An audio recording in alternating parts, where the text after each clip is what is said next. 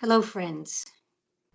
You've seen from around the world how this virus has affected people in Europe, in South America, Australia, the Caribbean, in Netherlands, Spain, Italy, Germany, England, all over the world, including here in the United States. I worry that we're going to lower our guard because we're so tired that we're going to become emotionally blinded by this virus. And so we're going to become careless and it's going to come back. But some of us cannot take any risk. Some of us cannot take any chances because there are others that need us.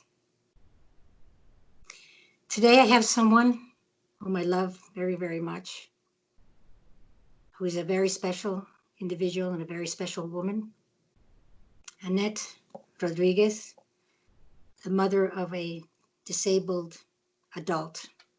And I'm sure she's thinking it's a child because she's my child and she'll always be my child. So Annette, hi, how are you? Hi, Nancy. I'm doing well, and I really appreciate you to having me to talk about uh, disability kids or children or adults. Thank you. Can you tell me a little bit about, or not me, can you tell us about her condition? Well, Joshua was born premature, and also she was born having seizures since 7 hours after her birth, and those seizures were constantly. Uh, Sometimes she would have 200 and 300 seizures a day. So what happened with that caused a lot of damage in her brain, and she has cerebral palsy, and also she has development delay. That's why she depends 100% of somebody to take care of her. She cannot do it herself. So you must have some concerns for yourself during these times of COVID-19 if she can't take care of herself. Absolutely, I do. It's one of the concerns is that I have to protect myself so that I don't get affected by this virus.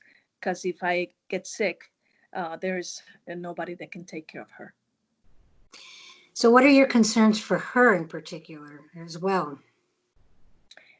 If she gets the virus, well, I'm very concerned because I all the things that she have gone through all her life with all these conditions and pre-existing conditions that she has, and she's been through a lot.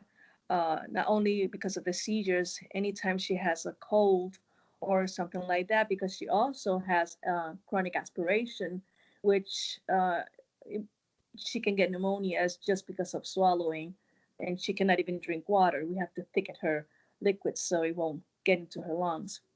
So if she gets this virus, it would be lethal for her. She has been in the hospital many times and been intubated with a ventilator uh, more than 6 or 7 times in her life.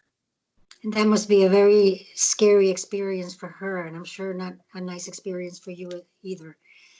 Um, do you, what are your biggest fears for you? Do you have any underlying conditions that may make it bad for you as well?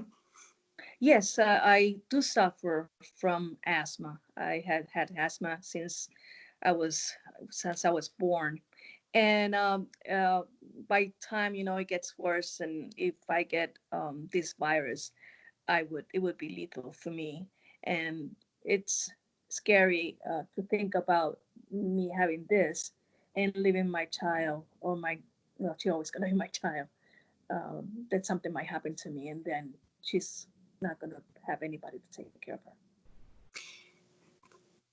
What what is your biggest fear for yourself and what is your biggest fear for her? My biggest fear is not to be there for her. My second biggest fear is that if she has this, she could die. One, two, this is something that people don't talk about, but there is discrimination for the disabled people. And in a situation like that, if you have a 25-year-old um, person who's athletic and doesn't have any conditions and doesn't have any disabilities or mental delay versus the one that she has, and they have to choose with no ventilators, only one, who's they're going to give it to, they're going to choose the other person, and my daughter will die. Um, and that's why I am so concerned, and that's why I keep her in the safest possible, because it would not be great. Also, they would not allow me to be with her, and that it's a no. She would not do good. She needs me. She needs uh, you. She needs the family that we are, and that would be devastating for her, but it would be even devastating for us as well. And so, can you tell us a little bit about any extraordinary precautions that you're taking, or how are you keeping her safe? Well, we have do staff meetings every morning, and we have done a very good plan in our house. In fact, this is our 41 day in self quarantine. Since March 15, we have self quarantined ourselves. We have a lot done a lot in the house so that we have signs that please to people not to come in. We don't allow anybody to come in the house, and if they come in, they it's just for the essential. Like she needs oxygen that they come and bring, and also supplies. She has a G tube and formulas that we need to have, and the supplies have to come, but they're limited where to be. We leave all those essentials in a place. We can clean them and bring them in another place. And we do the same thing with the food, with non-perishable and the perishable.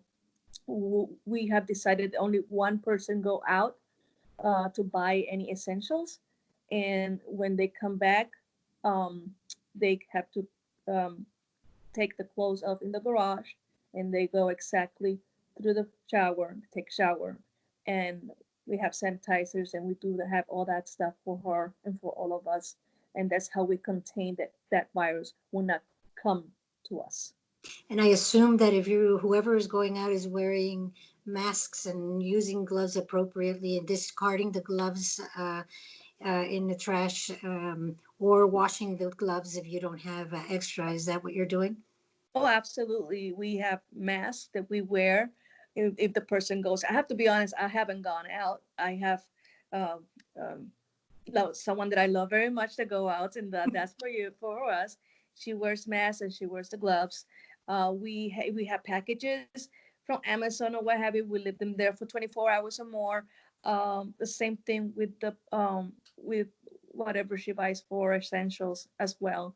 Even the mail, we she gets it for us with gloves as well, and we leave it outside for 24 hours. So yes, we it's very important. Um, that we have all that equipment so that would not come into our house, or that um, she cannot even get contagious as well, because she's the only one who goes out. So we have to protect her as well. Are you practicing social distancing? No, we're practicing physical distancing. Social distancing is doesn't make any sense to me personally.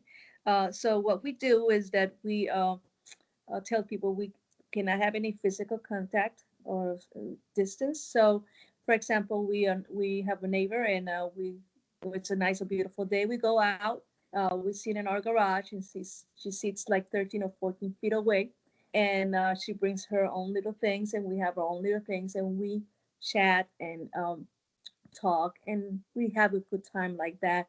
And that's how we do as well. We also use FaceTime to FaceTime our families so that we can keep connected, our friends as well. And so she can also see her grandparents and her uncles and aunts and all that, and her friends. And that's the way we keep in contact with people. So you're practicing physical distancing, but social closeness through some of the electronic Exactly, we have. exactly, Okay. exactly. What Which is very important. We need to stay connected. absolutely. And what advice would you have for someone with a disabled child or maybe an elderly parent or grandparent? What advice would you have for them? The advice that I have for them is that to take it serious. Um, this is no joke. Um, it's affecting the elderly and it's affecting the disabled. Doesn't matter if your child is it's small or the disabled child is an adult. It's the same consequences. You're the only one who can advocate for them. There's nobody who's going to take care of those people like you're going to do. So protect yourself first. Don't let anything get into your house, anybody that can jeopardize your well-being and your child or your elderly parent. Because if something happens, it's going to be on us because we didn't take the precautions necessary for that. That's what I would say. And to keep connected and to remember that these people, they cannot take care of themselves and they need us more than ever. And to speak out and protect them because they don't have anybody else. Thank you so much. You know that I love you and admire you. And I'm happy to say that I share your child and she's my child. So it's up to us to protect each other and to protect her. And for those of you at home, please protect yourself. Please protect others. And please stay safe. Thank you.